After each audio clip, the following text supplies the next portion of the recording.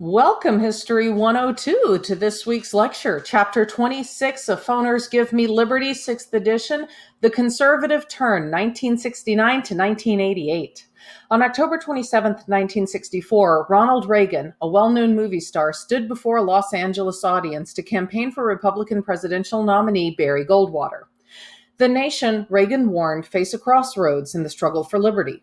Goldwater's philosophy remained the bedrock of conservatism for years to come. Intense anti-communism, a critique of the welfare state for destroying the dignity of the individual, and a demand for cuts in taxes and government regulations. Less than 2 decades later, Reagan brought these ideas to the White House. More than any other previous president, Reagan made freedom his watchword. Reagan, who became known as the Great Communicator, reshaped the definition of freedom and the national agenda more effectively than any president since Franklin Delano Roosevelt. Like Roosevelt, Reagan promised to free government from control by special interests. But to him, these were racial minorities, unionists, and others hoping to use Washington's power to attack social inequalities, not businessmen seeking political favors. The traditional target of liberals. The second half of the 1960s and the 1970s witnessed pivotal developments that reshaped American politics. The breakup of the political coalition forged by Franklin Delano Roosevelt, an economic crisis that traditional liberal remedies seemed unable to solve, a shift of population and economic resources to conservative strongholds in the Sun Belt of the South and West, the growth of an activist conservative Christianity increasingly aligned with the Republican Party, and a series of setbacks for the United States overseas. Together, they led to the growing popularity for conservatives' ideas, including their understanding of freedom. Here we see Ronald Reagan addressing the Republican National Convention of 1984, which nominated him for president. His election that fall brought modern conservatism to the White House and launched the Reagan Revolution. Our lecture preview. These are the subtopics of what we're going to be discussing. First, we're going to look at the Nixon administration and Vietnam and the Watergate scandal, the end of the golden age of 1950s high of affluency, the rising tide of conservatism that followed, and then the Reagan Revolution. Our first focus question: what were the major policies of the Nixon administration on social and economic issues? In the post-World War II era, conservatism seemed marginal in a very liberal environment. Conservatism was seen as outdated and associated with conspiracy theories, anti-Semitism, and preferences for social hierarchy over equality. Liberals believed that conservatives were simply alienated or even psychologically disturbed. In the 1950s and 60s, conservatism was reborn. In 1968, a backlash of formerly Democratic voters against Black protest in the anti-war movement helped Richard Nixon win the White House, but conservatives were dissatisfied with Nixon. Nixon adopted conservative language but actually expanded the welfare state and improved relations with the Soviets and China. Nixon, who won by a thin margin, moved to the center, trying to solidify Republican support and win disaffected Democrats. Mostly interested in foreign policy and wanting to avoid fights with Democratic Congress over domestic policy, actually accepted and expanded much of the Great Society and the welfare state. Nixon established new federal regulatory agencies such as the Environmental Protection Agency, the Occupational Safety and Health Administration, and the National Transportation and Safety Board, all of which limited entrepreneurial freedoms. Nixon spent liberally on social services and environmental initiatives. He abolished the Office of Economic Opportunity, which had coordinated the war on poverty, but he also expanded food stamps and tied Social Security benefits to inflation. The Endangered Species and Clean Air Acts regulated businesses in order to limit pollution and protect animals who were threatened with extinction. Nixon's great surprise, however, was his proposal for family assistance plan to replace aid to families with dependent children, also known as AFDC.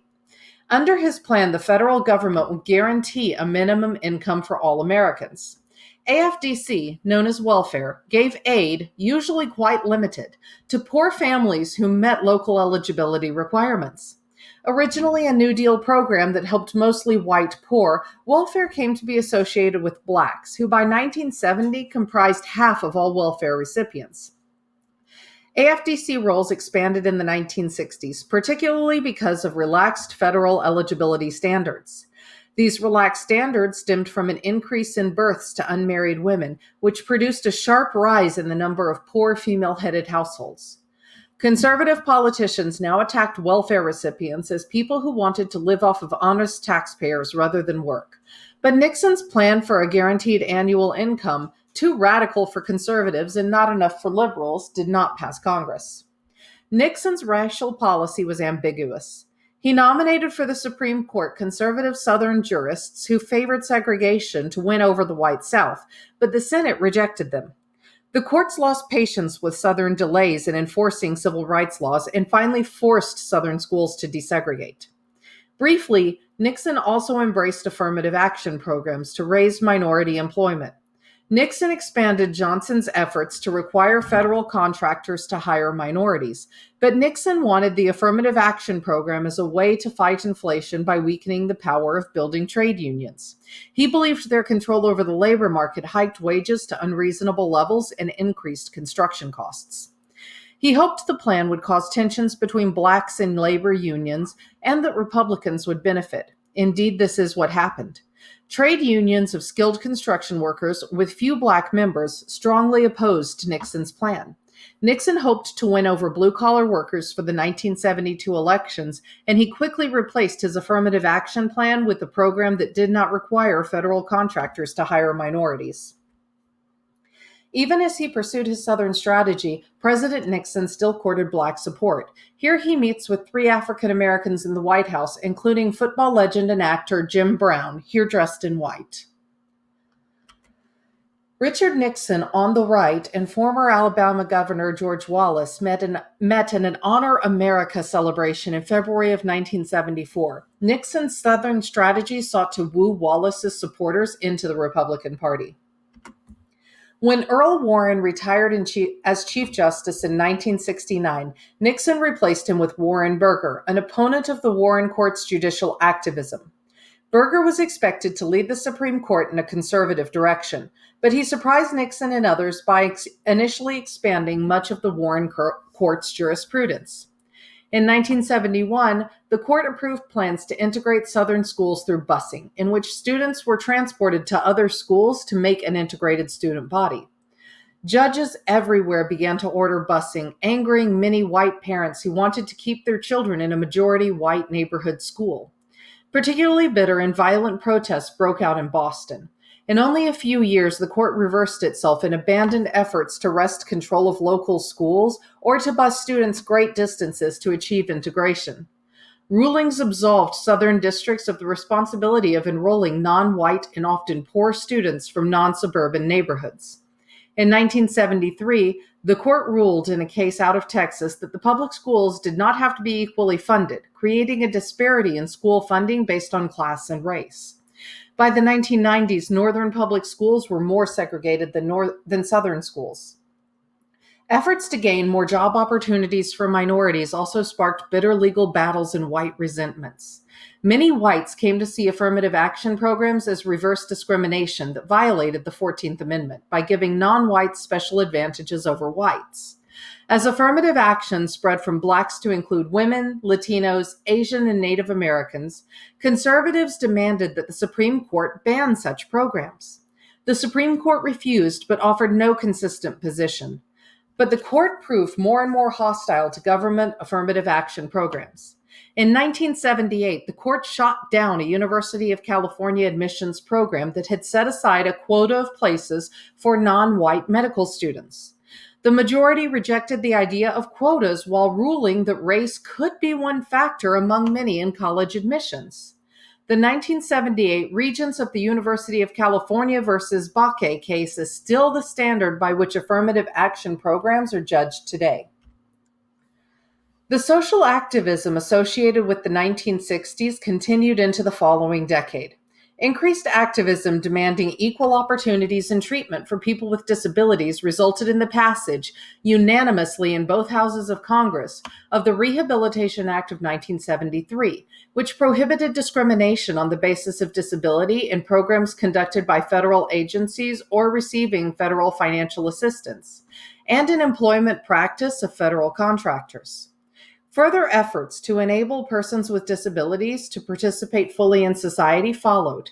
In 1977, disability activists organized a sit in at the offices of the Department of Health, Education, and Welfare, forcing the department to issue regulations to put the law into effect. Over time, public and private buildings, ranging from apartment houses to train stations to sites of business, had to be redesigned to improve access for persons with physical disabilities. A major inspiration for these changes came in the Americans with Disabilities Act, passed in 1990. Modeled on civil rights legislation in the 1960s, it extended the ban on discrimination against persons with disabilities to state and local governments and private employers, and required public accommodations, such as restaurants, to take steps to ensure that they were fully accessible to those with impaired mobility. The sexual revolution became mainstream in the 70s, which alarmed conservatives. Premarital sex was more widely accepted, and the number of divorces and age of marriage rose. And by 1975, more divorces occurred than first time marriages. The American birth rate dropped dramatically, the result of women's changing lives and the availability of birth control and legal abortion. In the Nixon years, sexual equality advanced in law and policy. In 1972, Congress approved Title IX, banning gender discrimination in higher education, as well as the Equal Credit Opportunity Act, which required that married women have access to their own credit. Huge sexual discrimination suits against large employers worth millions of dollars were won in courts. The number of working women continued to rise. By 1980, 40% of women with children worked, and in 1990, that number rose to 55%. Working women had various motivations, from being a professional in careers traditionally limited to men to bolstering family income as the economy faltered and fell into traditional, low-wage, pink-collar work. The gay and lesbian movement also expanded in the 1970s. By 1979, there were thousands of local gay rights groups throughout the country. They elected officials, pressed states to decriminalize homosexuality, and passed anti-discrimination laws in major cities. They urged gay men and lesbians to come out of the closet and forced the American Psychiatric Association to remove homosexuality from its list of mental illnesses. By the 1970s, the counterculture's emphasis on personal freedom and individuality had become mainstream. Here we see a graph showing one result of the sexual revolution, a sharp rise at the age of which Americans chose to marry, and an increase in the number of divorces, shown here. Conservatives also believed that Nixon was soft in foreign policy. Certainly, Nixon and Henry Kissinger, his national security advisor, continued their predecessors' policies of trying to undermine governments that seemed to endanger U.S. strategic or economic interests. Nixon sent arms to pro-American dictators in Iran, the Philippines, and South Africa. When Chileans elected the socialist Salvador Allende as president, the Central Intelligence Agency helped his domestic opponents launch a coup on September 11, 1973, which overthrew and killed Allende and installed a bloody regime ruled by General Augusto Pinochet. Thousands of Allende's supporters, including some Americans, were tortured and murdered, while others fled the country. In relations with major communist countries, however, Nixon altered Cold War tensions. Nixon launched his political career as a militant anti-communist, but he and Kissinger were realists. They were more interested in power than ideology and preferred stability to endless conflict. Nixon hoped that better relations with the Soviets would pressure North Vietnam to end the Vietnam War on terms acceptable to America. Nixon also realized that China had its own interests, separate from those of the Soviets, and would soon be a major world power. In early 1972, Nixon made a highly publicized trip to Beijing, which led to China's finally occupying its seat in the United Nations. Although full diplomatic relations with China were not established until 1979, Nixon's visit sparked a vast trade increase between the United States and China. 3 months after his China trip, Nixon became the first president to visit the Soviet Union, where he negotiated with the Soviet Premier Leonid Brezhnev. The talks led to increased trade in the two landmark arms control treaties: the Strategic Arms Limitation Talks, also known as SALT, which capped each country's arsenal of intercontinental ballistic missiles with nuclear warheads, as well as the Anti-Ballistic Missile Treaty, which banned the development of systems for intercepting incoming missiles. Nixon and Brezhnev declared a new age of peaceful coexistence in which detente, also known as cooperation, would replace Cold War hostility. Here we see Richard Nixon at a banquet celebrating his visit to China in February 1972. To his right is Premier Zhou Enlai. Our next focus question: how did Vietnam and the Watergate scandal affect popular trust in the government? In his 1968 campaign, Nixon pledged that he had a secret plan to end the Vietnam War. Once in office, he declared a new policy, Vietnamization, in which U.S. troops would gradually be withdrawn while South Vietnamese troops, backed by U.S. bombing, would take up the combat. But Vietnamization did not limit the war or end the anti-war movement. In early 1970, Nixon ordered U.S. troops into neutral Cambodia in order to disrupt supply lines to the south. But the invasion did not achieve its military goals, and it destabilized the Cambodian government, starting a chain of events that brought to power the Khmer Rouge, who forced most Cambodians to migrate to the countryside and massacred millions, and sparked one of the largest student protests in U.S. history. In a demonstration at Kent State University, the Ohio National Guard killed 4 anti-war protesters. At Jackson State University, 2 students were killed by police. More than 350 colleges and universities had student strikes, and 21 campuses were occupied by troops. Simultaneously, troop morale dropped. Although all young men were subject to the draft, most college students received deferments. The Army was mostly composed of working-class whites and poor racial minorities. Blacks complained of having disproportionately higher casualty rates than white soldiers, and the military was not immune from social and domestic cultural changes. More and more soldiers wore peace and black power symbols, used drugs, refused orders, deserted, and assaulted and killed unpopular officers. The erosion in discipline convinced many high-ranking officers that the United States had to pull out of Vietnam. At the same time, public support for the war declined. Revelations in 1969 that U.S. forces had committed a massacre of some 350 civilians at My Lai the year before shocked the nation. In 1971, the New York Times published the Pentagon Papers, a classified government report that traced U.S. involvement in Vietnam back to World War II and showed how more than one president had misled the American public about it. The Supreme Court rejected Nixon's efforts to suppress the paper's publication. In 1973, Congress passed the War Powers Act, which limited presidential authority by requiring congressional approval for troop commitments overseas. In 1973, Nixon sealed the Paris Peace Agreement and started to withdraw U.S. troops. The compromise left South Vietnam's government intact, but it also left North Vietnamese and Viet Cong troops in control of parts of the South. U.S. bombing stopped and the draft ceased, but North Vietnamese launched a final offensive in 1975 that toppled South Vietnam's government. The United States evacuated its embassy, and Vietnam was reunified under communist rule. The Vietnam War was a military, political, and social disaster in which 58,000 Americans were killed, along with 3 to 4 million Vietnamese. The war cost the United States $100 billion, but the higher cost was to Americans' confidence in their own institutions and their nation's ideals and purposes. Some took the lesson that the United States should be extremely reluctant to send troops overseas, sometimes called the Vietnam Syndrome. Policymakers behind the war, such as former Defense Secretary Robert McNamara, have said since that the war was a terrible mistake. Ignorance of the history and culture of Vietnam and a misguided belief that every communist movement in the war was a Soviet puppet were significant mistakes, according to McNamara. The New York Times and many others rejected McNamara's apology and maintained that the United States had the right to decide the fate of faraway people about whom it knew almost nothing. Here we see tear gas enveloping the campus as members of the Ohio National Guard prepare to fire on student demonstrators at Kent State University.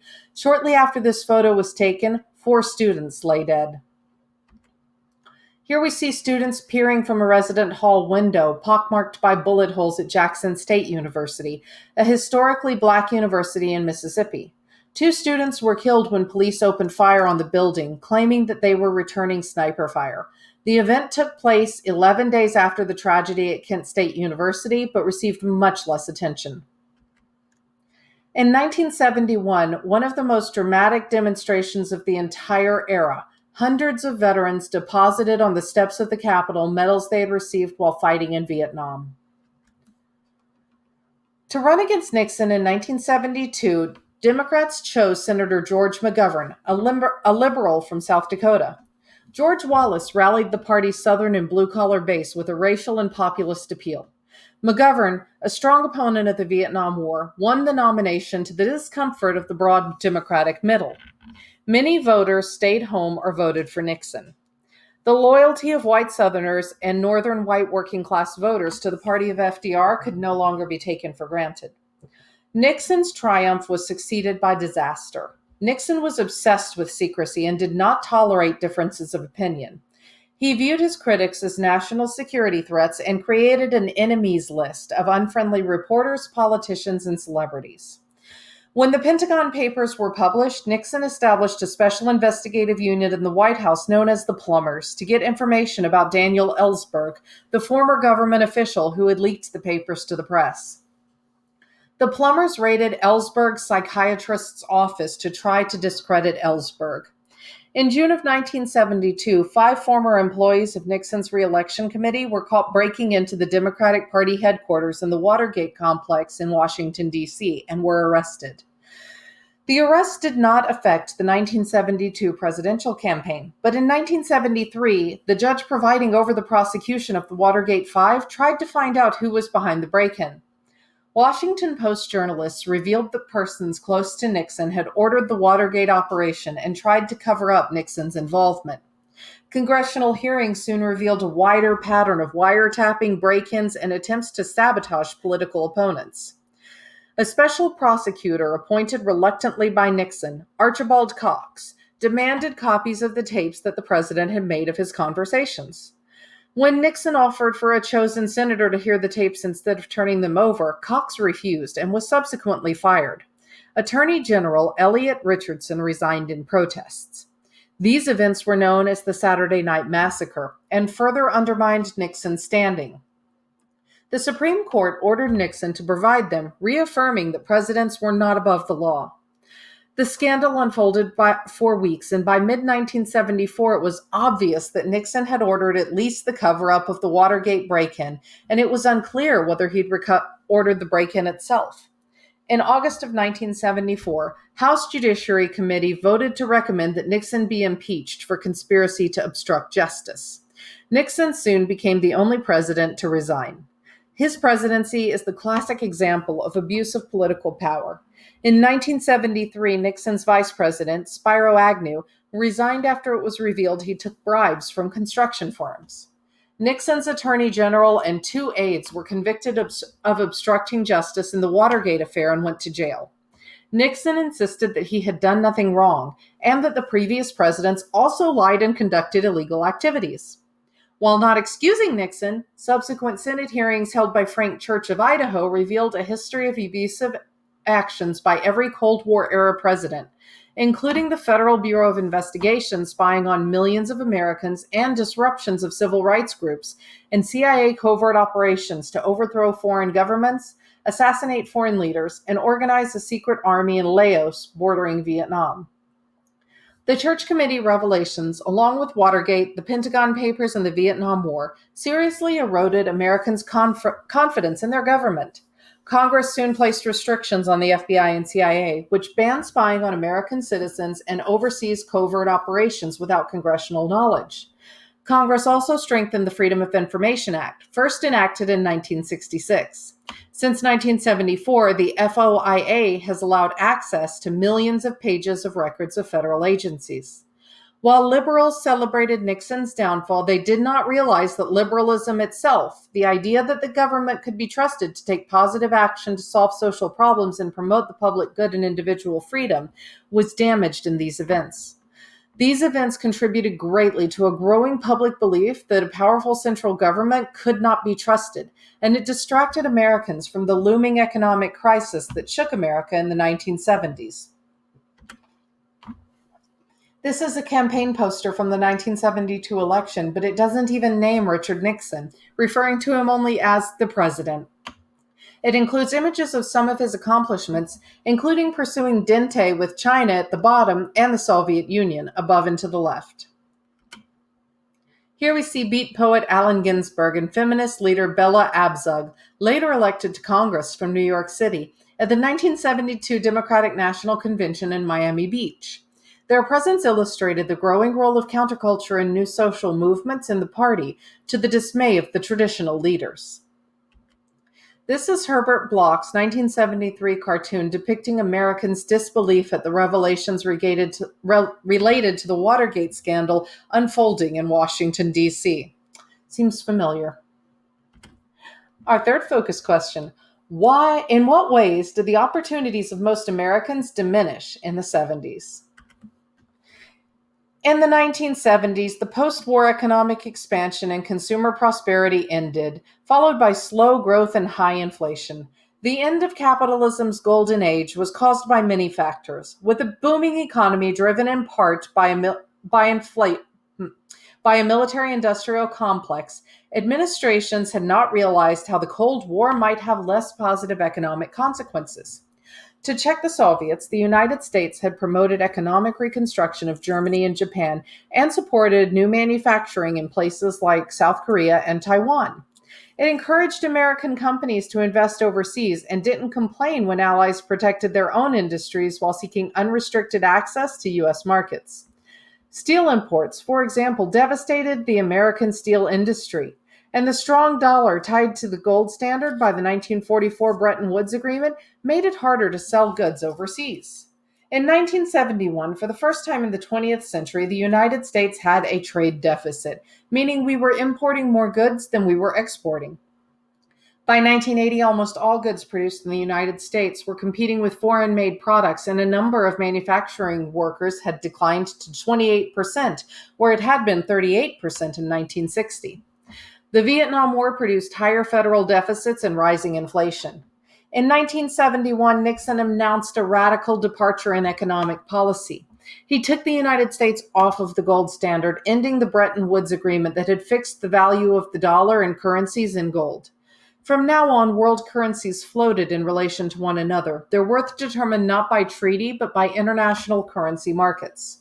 Nixon hoped this would promote U.S. exports, but the end of fixed currency rates destabilized the world economy. Nixon also froze wages and prices for 90 days to stabilize the economy. These policies briefly stopped inflation and reduced imports, but a war between Israel and its neighbors, Egypt and Syria, led the Middle Eastern governments to hike the price of oil and suspend oil exports to the United States for several months. During this oil embargo, long lines of cars appeared at American gas stations, which either ran out of fuel entirely or rationed how much a customer could buy. By this point, the United States imported 1/3 of its oil. Congress lowered the speed limit and urged conservation to save fuel. The energy crisis focused public attention on domestic energy sources like oil, coal, and natural gas. Oil exploration increased in the American West, and in Alaska, pipelines opened to facilitate the shipment of oil to the rest of the country. Coal production in Wyoming boomed, and high oil prices set by the Organization of Petroleum Export Companies, also known as OPEC, benefited Western energy companies. But rising oil prices affected the global economy and contributed to the combination of stagnant economic growth and high inflation, known as stagflation. Between 1973 and 1981, the inflation rate in developed nations was 10% per year, while the economic growth rate was 2.4% per year, a sharp deterioration from the 1960s. The so called misery index, the sum of unemployment and inflation rates, stood at 10.8 in 1970, and by 1980 it was near 22. With higher oil prices, Americans bought more fuel efficient foreign cars, thus hurting the domestic auto industry. Here we see drivers lining up to purchase gas in San Jose, California during the gas shortage of 1974. One man hopes to fill up his lawnmower. The economic crisis helped erode the post war social compact. Facing lower profits and more global competition, corporations eliminated more high paying manufacturing jobs through automation and moving the jobs overseas. Older industrial cities and areas, like Detroit and Chicago, were devastated, while smaller industrial cities suffered even more, and their tax bases disappeared, so did their public services. Deindustrialization left a landscape of abandoned buildings, and in places the poverty rate reached 20%. The higher flows of population, jobs, and investment to the non union, low wage Sunbelt states increased the political influence in this conservative region. In some manufacturing centers, political and economic leaders welcomed the change. In New York, the construction of the World Trade Center, finished in 1977, symbolized this shifting economy. To make way for the Twin Towers, the city displaced hundreds of small businesses, causing the loss of thousands of manufacturing jobs. Sunbelt cities produced a different model of development and spatial growth than the older urban centers of the North and Midwest. Businesses and new housing developments sprang up along highways. Always a junior partner in the Democratic coalition, Labor found itself on the defensive in this era and has been ever since. The declining power of unions and the continuing economic shift from manufacturing to service jobs adversely affected ordinary Americans. While the median household income had doubled between 1953 and 1973, real wages between 1973 and 1993 did not rise at all. This table depicts the misery index for the years 1970 to 1980. And here we see the rising World Trade Center under construction in the 1970s. Because of economic dislocations and deindustrialization, Americans' real wages, which are wages adjusted to take account of inflation, peaked in the early 1970s, then began a sharp, prolonged decline. The economic crisis troubled Nixon's successors. Gerald Ford, appointed to replace Vice President Agnew, assumed the presidency when Nixon resigned. Ford named Nelson Rockefeller of New York as his vice president. For the first time in U.S. history, both offices were occupied by persons for whom no one had voted. One of Ford's first acts was to pardon Nixon, which had prevented his prosecution for the obstruction of justice. This was a deeply unpopular decision. Ford had no significant accomplishments in domestic policy. Ford and his economic advisor, Alan Greenspan, wanted Americans to spend less and save more to build money for investment, and they called for tax cuts and less government economic regulation. The Democratic majority in Congress did not approve. To fight inflation, Ford urged Americans to shop wisely, reduce spending, and wear WIN buttons, which stood for Whip Inflation Now. Though inflation fell, unemployment rose in 1975 to its highest level since the Depression. But Ford continued Nixon's policy of detente, and the United States signed an agreement with the Soviets at Helsinki, Finland, that recognized the permanence of the division of Europe. The Helsinki Accords inspired movements for more freedom in Eastern Europe's communist countries. In the presidential election of 1976, Jimmy Carter, the former governor of Georgia, narrowly defeated Ford. Carter was virtually unknown outside of his state when he launched his campaign for the Democratic nomination, but realizing that Watergate and Vietnam had produced a crisis in confidence in the federal government, he turned his obscurity into an advantage. Carter ran for president as an outsider, making a virtue of the fact that he had never held federal office. Carter had much in common with the progressives of the early 20th century.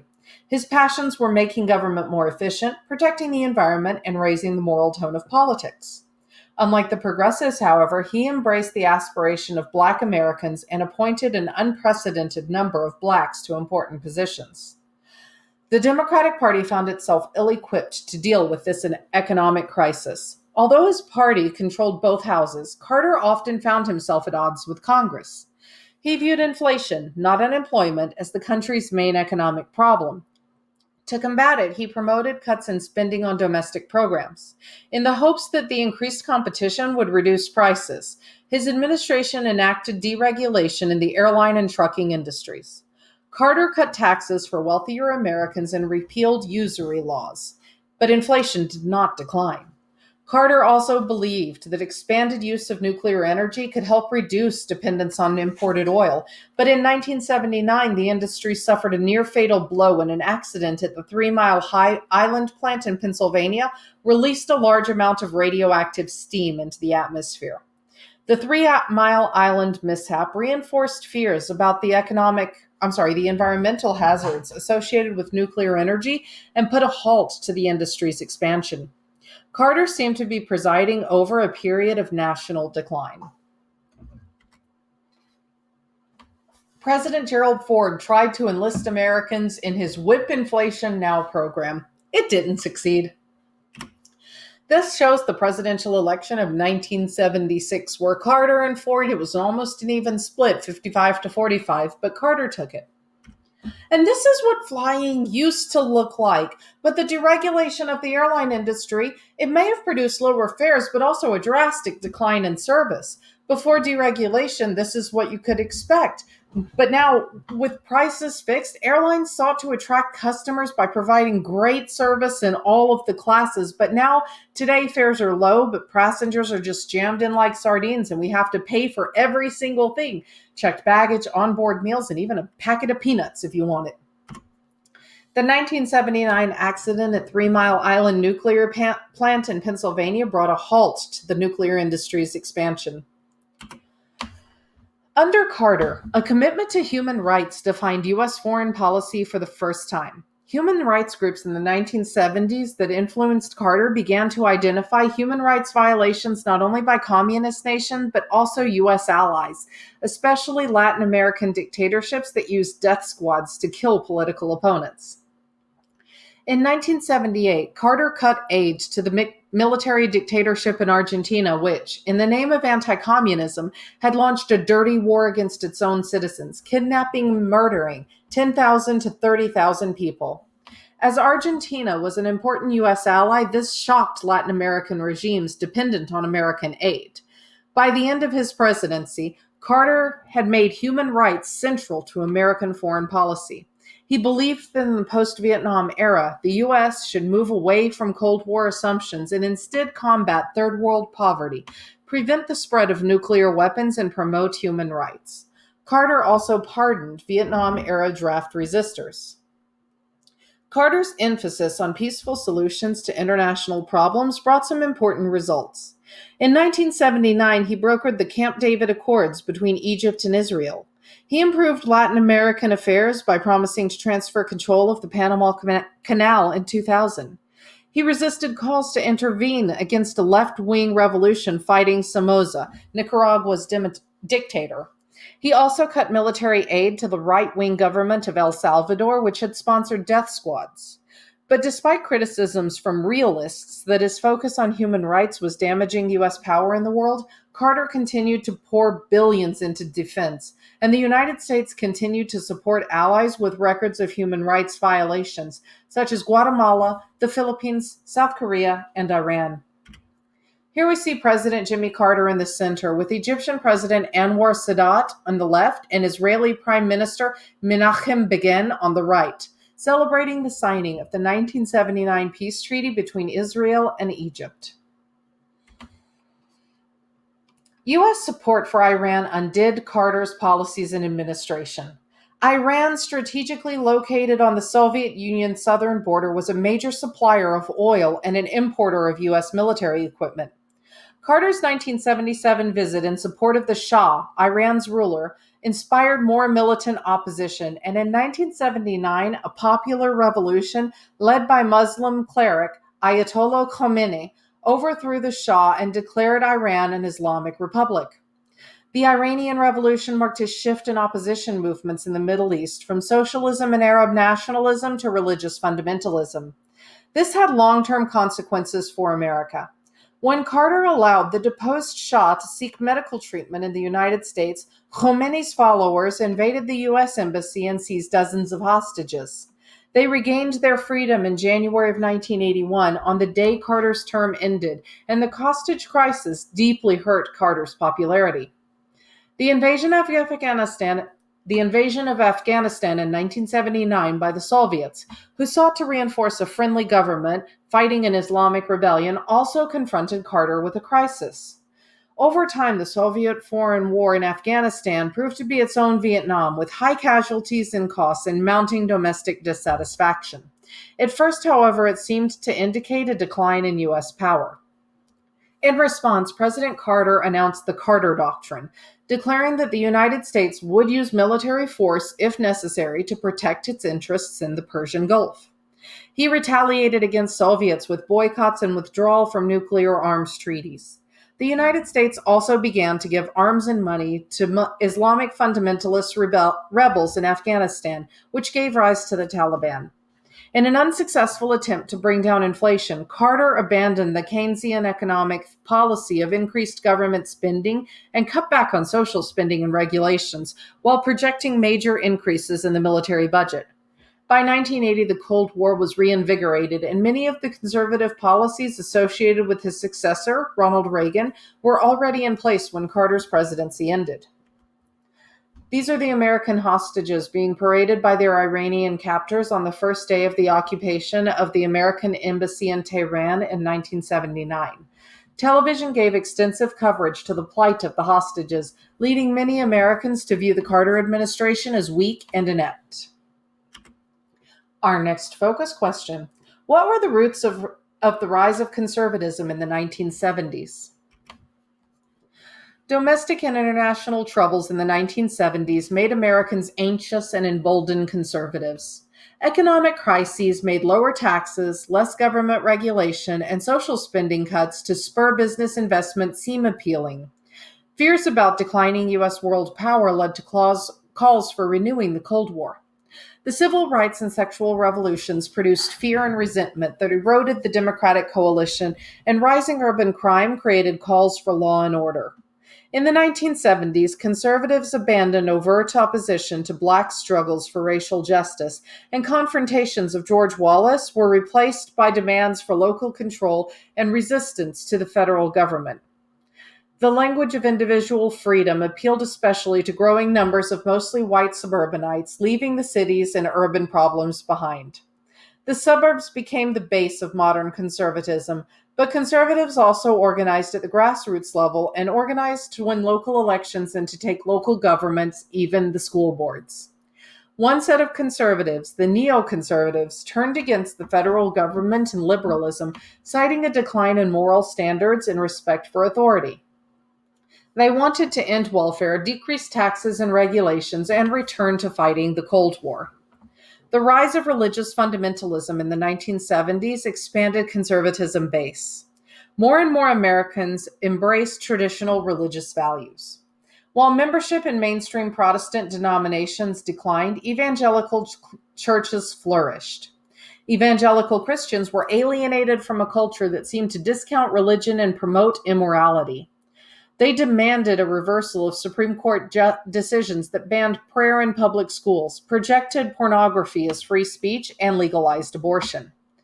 In 1979, Jerry Falwell, a Virginia minister, created a group named the Moral Majority to wage a war against sin and elect pro-life, pro-family, and pro-America candidates. Falwell labeled supporters of abortion rights, easy divorce, and reduced defense budgets agents of Satan who were trying to undermine God's plan for America. But Christian conservatives seemed most angered by the sexual revolution, which they saw as an immoral threat to traditional values. They thought that the 1960s had turned freedom into moral anarchy. Singer Anita Bryant passed an anti gay ordinance under the banner Save Our Children. In the 1970s, family values became central to conservative politics, most prominently in the fight over the Equal Rights Amendment. This amendment was first posed in the 1920s, and the ERA was revived by second wave feminists in the 1970s. Its affirmation that equality of rights under the law should not be abridged on account of sex seems uncontroversial, and Congress approved it in 1972 with little controversy and sent it to the states for ratification. But it sparked protests from those who believed that it would discredit the role of the wife and homemaker. The ERA revealed divisions among women as well. To its supporters, the ERA granted women's freedom in the public sphere, but to its opponents, freedom for women was in their roles as a wife and mother. Opponents claimed that the amendment would erode male breadwinners' support for wives. Though polls showed that most male and female Americans supported the ERA, it did not achieve the required ratification of 38 states in order to become law. Far more bitter was the battle over abortion rights, which was another example to conservatives of how liberals in office were spreading sexual immorality at the cost of moral values. A movement to reverse Roe v. Wade started among Roman Catholics, but soon included evangelical Protestants and social conservatives. The movement insisted that life began at conception, and thus abortion was murder. Feminists argued that a woman's right to control her own body includes the right to safe, legal abortions. Both sides showed how the rights revolution had reshaped political language, as opponents of abortion appealed for the right to life, while supporters celebrated the right to choose. The anti-abortion movement successfully pressured Congress over President Ford's veto to end federal funding for abortions for poor women in the Medicaid program, and by the 1990s, some extreme anti-abortion activists were bombing medical clinics and assassinating doctors who terminated pregnancies. Today, most women continue to have the legal right of access to abortion, but in many areas the procedure has become more difficult to obtain as providers stopped offering it. This is Phyllis Schlafly campaigning against the Equal Rights Amendment.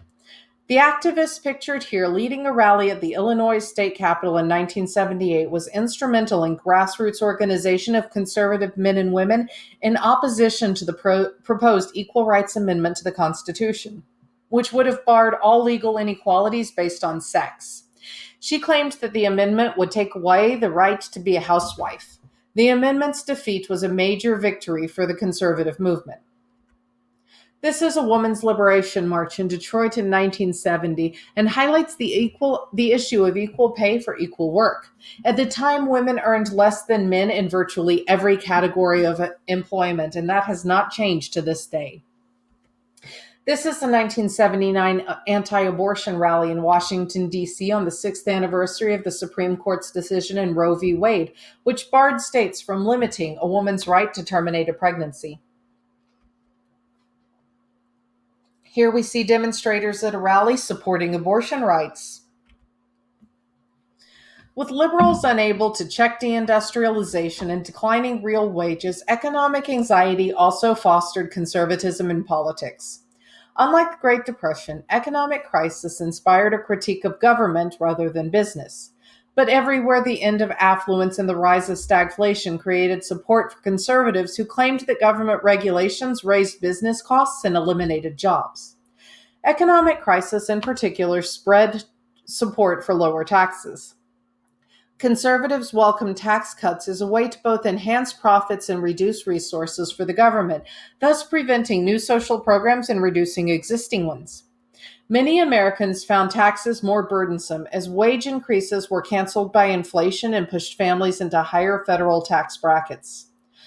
The West has always both reflected and contributed to national trends, and beginning in the 1970s was a fertile ground for strands of conservatism. Many transplants to California brought their religiosity as well as their growing disdain for the rights revolution. They embraced the Californian model of the Republican Party, with leaders like Richard Nixon and Ronald Reagan. In 1978, conservatives ran a successful campaign to ban further increases in property taxes known as Proposition 13 and demonstrated the power of anti tax politics. The new law benefited business and homeowners, but it cut funding for schools, libraries, and other public services. Anti tax sentiment flourished throughout the nation, and other states passed similar laws. New environmental regulations sparked calls for less government regulation of the economy, especially in the West, where the Sagebrush Rebellion sought to reduce federal bureaucracy's control over conservation of precious land, water, and minerals. The roots of this rebellion lie as far back as the 1920s when the U.S. Forest Service announced plans to increase grazing fees and mineral rights in national forests and other public lands. Westerners who believed that environmental regulation was closing public domain to exploitation eagerly supported Reagan's campaign. Using the language of freedom from government tyranny, leaders in Western states embraced states' rights. While the Sagebrush Rebellion had few concrete accomplishments, it underscored the rising tide of anti government sentiment. By 1980, Carter was deeply unpopular. Conservatism seemed on the rise everywhere. In England, Margaret Thatcher became prime minister, promising to sell state owned industries to private firms, shrink the welfare state, and reduce taxes and the power of unions. In the United States, Ronald Reagan's campaign for the presidency united conservatives around promises to end stagflation and restore Americans' confidence in its role in the world. Reagan also appealed to white backlash against civil rights, voicing support for states' rights, vilifying welfare recipients, and condemning busing and affirmative action. Although not devout and a divorcee, Reagan won the support of family values religious conservatives. Reagan won the election, taking former Democratic bastions such as Illinois, Texas, and New York, while Carter received only 41% of the popular vote. While Carter went on to lead anti-poverty, human rights, and diplomatic efforts around the world, his presidency is considered by most to be a failure, and his defeat launched the Reagan Revolution, which made freedom the domain of the right in American politics. Here we see a delegate to the Republican National Convention of 1980 wearing a hat festooned with flags of the U.S. and Texas. On her shoulder is a button with a picture of her hero, Ronald Reagan. And this is the 1980 presidential election where Reagan won, and this is what a landslide looks like, 91% to 9%. Our next focus question: how did the Reagan presidency affect American aims at home and abroad? Reagan's path to the presidency was unusual. Originally a New Deal Democrat and head of the Screen Actors Guild, Reagan became the spokesman for General Electric in the 1950s, preaching the virtues of unregulated capitalism. His nominating speech for Barry Goldwater at the 1964 Republican Convention brought him international renown.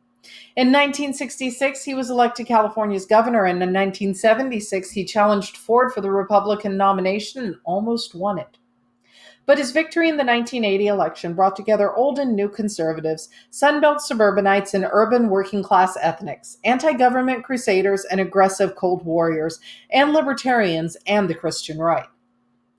Although Reagan, the oldest man ever to serve as president until recently, was often underestimated by opponents, he was politically experienced and a gifted public speaker whose optimism and good humor appealed to many Americans. Reagan made conservatism seem progressive, and he reiterated themes of America's mission to be an example of freedom in the world that had their origins in the American Revolution. Reagan seized the terms of the debate and put Democrats on the defensive. Here we see Ronald Reagan as a prominent actor and spokesman for General Electric in 1958, where he demonstrates the use of a GE oven. While Reagan, like his predecessors, invoked economic freedom, he defined it as reducing union power, dismantling regulations, and radically reducing taxes. In 1981 and 86, Reagan won tax reforms from Congress that dramatically reduced taxes for the wealthy and moved America away from the idea of a progressive graduated income tax. Reagan also appointed conservatives to lead regulatory agencies that reduced environmental and workplace safety as opposed by business. Liberals since the New Deal have tried to fuel economic growth by using government power to raise Americans' purchasing power. Reagan, on the other hand, used supply side economics, also called trickle down economics by his opponents.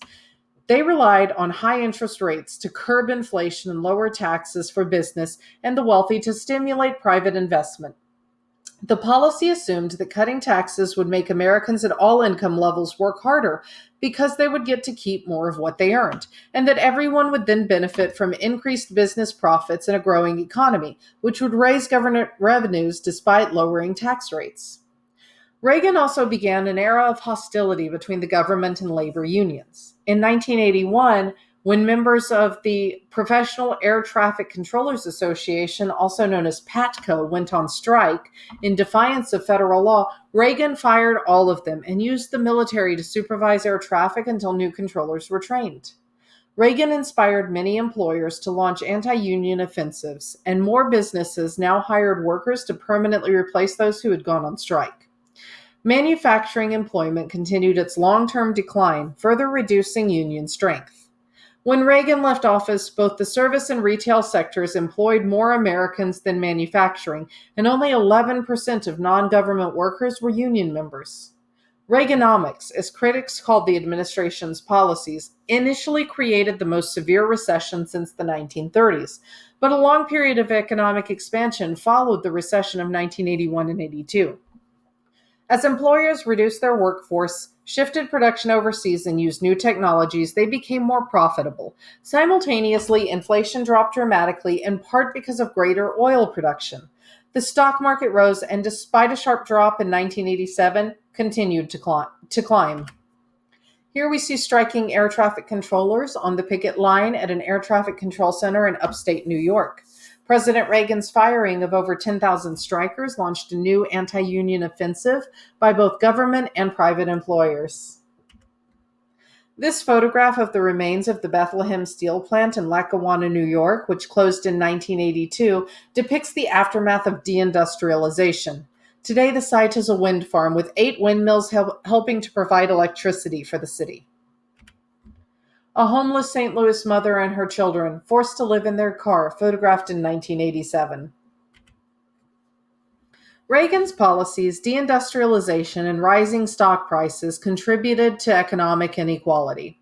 By the mid-1990s, the richest 1% of Americans owned 40% of Americans' wealth, twice their share of 20 years earlier. Most spent their income not on productive investments in charity, as supply-side economics predicted, but instead on luxury goods, real estate speculation, and corporate buyouts, which often led to plant closures. Middle-class income stagnated, especially for families with stay-at-home wives, while the income of the poorest declined. With less investment in public housing, the release of mental patients from state hospitals, and cuts to welfare, more and more Americans became homeless. Deindustrialization and the decline of unions particularly devastated minority workers, who only recently won skilled work in union jobs. While affirmative action ended the Black middle class by offering more educational opportunities, Black workers suffered. It expanded the Black middle class by offering more educational opportunities, but Black workers still suffered. Though Jim Crow had ended in many workplaces in the 1970s, Black workers lost their jobs as manufacturing declined. And by 1981, the Black unemployment rate was higher than 20%, more than double that of whites. Overall, during the 1980s, wages and employment for Black males fell further than for any other group in the population. The 1980s are now seen as a decade ruled by misplaced values. Buying out companies generated more profits than running them, and making deals, not products, was the way to get rich. Corporate mergers produced billions in fees for lawyers, economic advisors, and stockbrokers. Wall Street financiers praised greed as healthy. Taxpayers paid for some of the consequences. The deregulation of savings and loans associated with these institutions to invest in risky real estate ventures and mergers. And when losses pushed the Federal Savings and Loan Insurance Corporation, which insured depositors' accounts, towards bankruptcy, the federal government had to bail it out at the cost of $20 billion. Though supply-side advocates argued that lower taxes would increase government revenues by stimulating economic activity, federal spending on the military in particular created enormous budget deficits. The national debt under Reagan tripled to 2.7 trillion. But Reagan remained very popular and easily defeated the Democratic candidate Walter Mondale in the 1984 election. Under Reagan, Congress passed the most significant reform of the immigration policy since 1965. Large numbers of immigrants had entered the country from Mexico without authorization, drawn by strong demand for low-wage labor. Calls to stem the flow of undocumented immigrants grew. Reagan viewed immigration as crucial to the country's economic strength. The Immigration Reform and Control Act of 1986 provided amnesty and a path to citizenship for nearly 3 million undocumented immigrants who had put down roots in the country but penalized employers who knowingly hired them.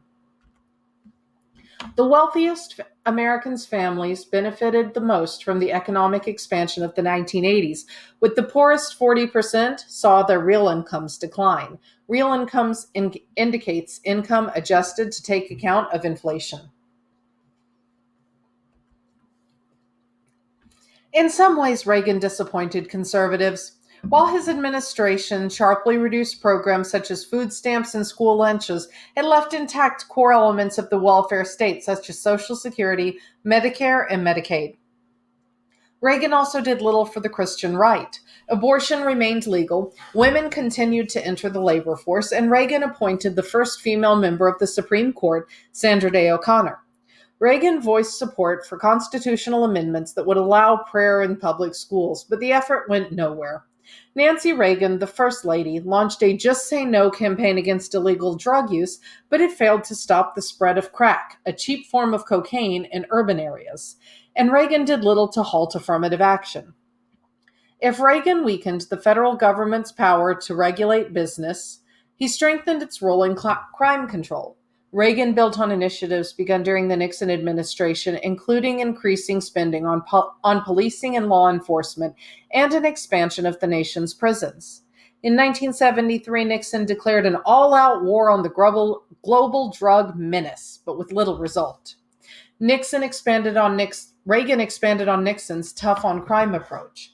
The Comprehensive Crime Control Act of 1984 reinstated the death penalty, abolished the federal parole system, and instituted harsh sentencing guidelines for judges to implement. Public fears about the spread of crack in urban areas continued to support these punitive policies. Reagan brought national spending on criminal justice to a record high of nearly $3.5 billion per year. In 1986, the Anti-Drug Abuse Act led to a surge in arrests and a rapidly expanding prison population, most of them blacks and Hispanics, who were disproportionately targeted by police. But the war on drugs failed to seriously disrupt the global supply chains or the domestic demand for drugs. Reagan also revived the Cold War. He vigorously denounced the Soviet Union as an evil empire and started the largest military buildup in U.S. history, including long-range bombers and missiles. In 1983, he proposed the Strategic Defense Initiative to develop a space-based system to intercept and destroy enemy missiles.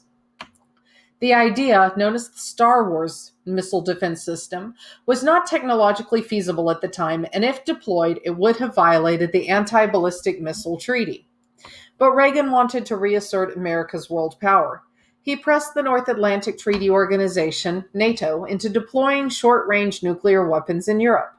The renewed arms race and Reagan's talk of winning a nuclear war spread alarm and fear around the world, and in the early 1980s, a mass movement in the United States and Europe called for a nuclear freeze, an end to nuclear arms development.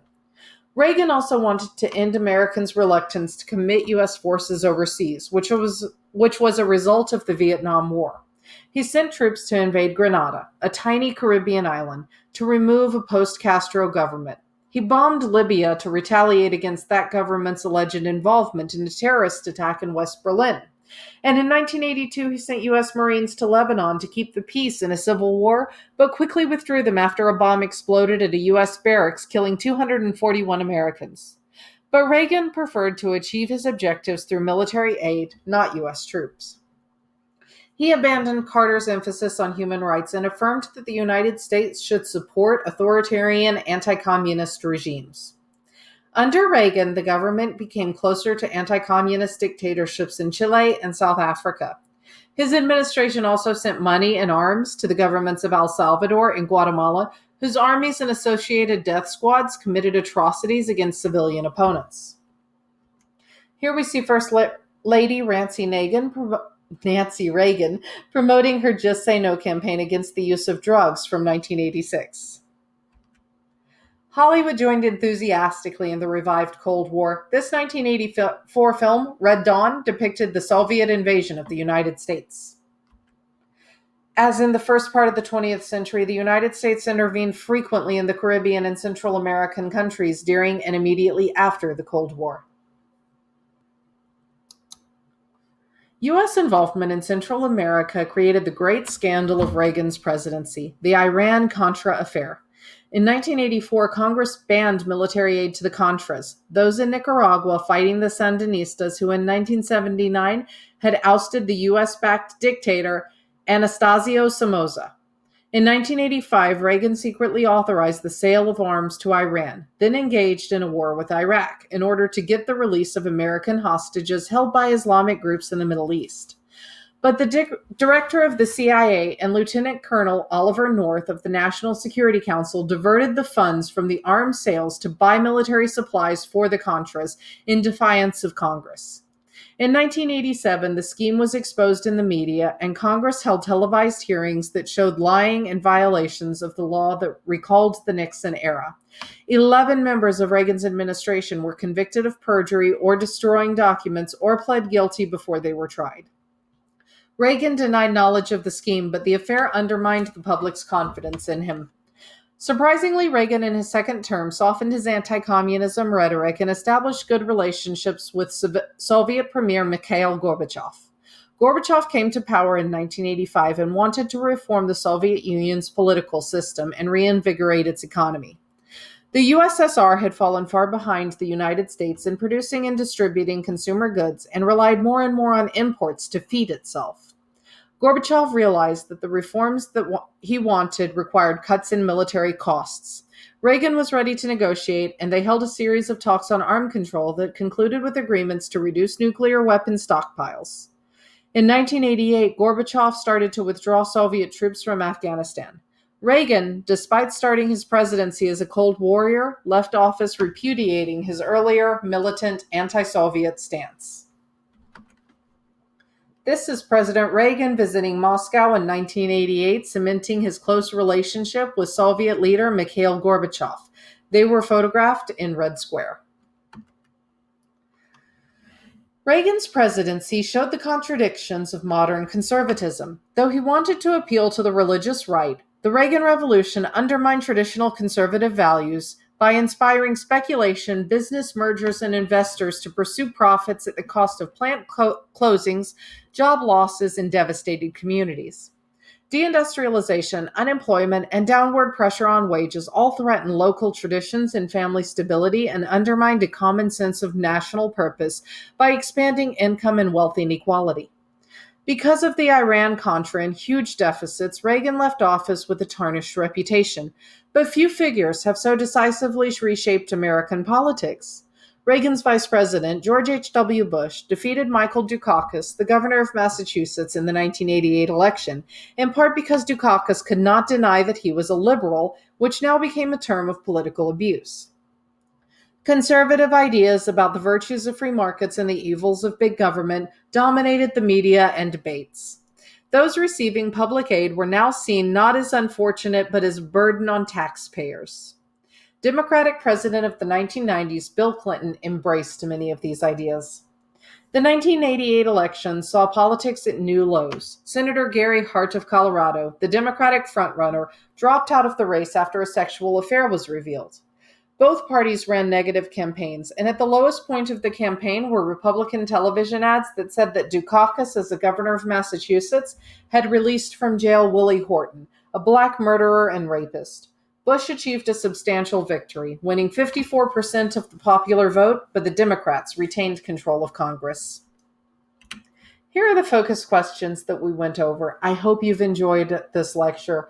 Next week, we're going to be talking about Chapter 27, the post-Cold War world, globalization, the culture wars, the impeachment of Bill Clinton in 2000, and the attacks of September 11th, as well as the war on terrorism. As always, if you have any feedback or questions, please feel free to send me an email. I look forward to hearing from you and have a great week.